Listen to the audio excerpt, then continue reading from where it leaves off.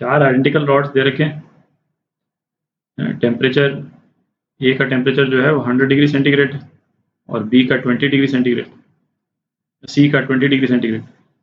तो ये जो बी वाला जो जंक्शन है इसका टेम्परेचर पूछा है। तो ऐसे केसेस में है ना करंट और रेजिस्टेंस का इक्विवेलेंट सर्किट बना लेना चाहिए, है ना। उससे मतलब काफ़ी सिंप्लीफाई हो जाता है, विजुलाइज करना भी इजी हो जाता है और उसको एनालाइज करना भी, है ना, सिंपल हो जाता है। तो इसका यदि इक्विवेलेंट सर्किट यदि हम बनाएं तो क्या हो जाएगा, एक रेजिस्टेंस यू, है ना, ए से बी, फिर ये बी से सी, और उसके बाद में यहाँ पे 2 रेजिस्टेंस। ठीक है, ये आपके 4 रॉड्स हो गए। ठीक है, ये पॉइंट ए, ये पॉइंट बी और ये पॉइंट सी हो गया, और हर एक का रेजिस्टेंस जो है वो आर है। अरे ये तो इलेक्ट्रिकल रेजिस्टेंस आर है, और यहाँ पे क्या हो जाएगा, यहाँ पे थर्मल रेजिस्टेंस आर हो जाएगा, पर उसका इम्पैक्ट जो है वो एग्जैक्टली सेम। ठीक है, अच्छा, यहाँ पे जो हीट का रेट फ्लो है, जो करंट का इक्विवेलेंट रहता है ना, D Q by D T, यहाँ पे करंट होगा। ठीक है, अच्छा, अब जैसे यहाँ पे करंट बाइफरकेट हो गया तो इसका हम इक्विवेलेंट सर्किट बना सकते हैं, है ना। इसका इक्विवेलेंट सर्किट बना लेते हैं। तो ये आर और ये सिंगल रेजिस्टर। ठीक है, तो उससे हमारा एनालिसिस सिंपल हो जाता है, ए बी और ये पॉइंट सी। तो ये रेजिस्टर कितना हो जाएगा, 2R सीरीज में और R पैरेलल में, तो कितना हो गया, 2R into R upon R plus 2R। ठीक है, तो ये रेजिस्टेंस अपना हो जाएगा 2R/3 और ये रेजिस्टेंस R। ठीक है, अच्छा, अब इसको हम मतलब इस एनालॉजी को हम आगे भी एक्सटेंड कर सकते हैं, इन द सेंस कि यहाँ पे भी यदि इसका इक्विवेलेंट डायग्राम बनाएंगे तो चलिए एक बार बना ही लेते हैं। सी, इसका इक्विवेलेंट डायग्राम क्या हो गया,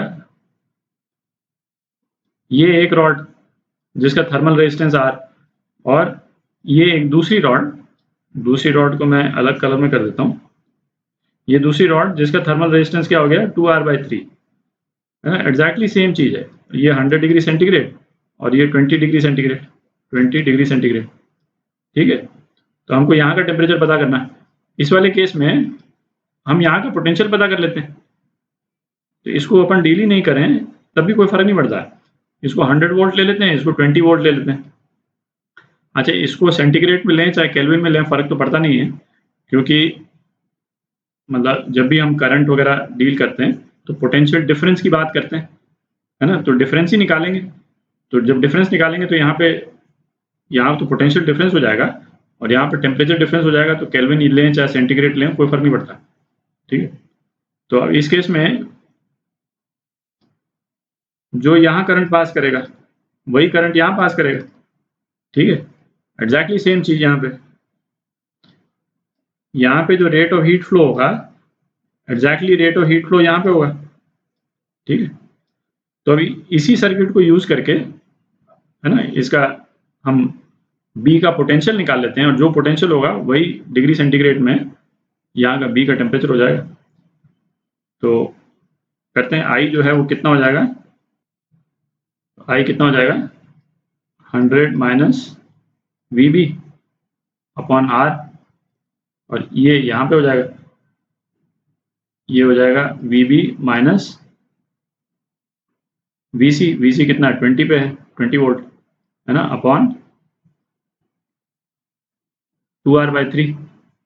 ठीक है, तो इसको यदि हम सॉल्व करेंगे तो वी बी की वैल्यू आ जाएगी आपकी, वी बी कितना आ जाता है, 52 वोल्ट आ जाता है। ठीक है,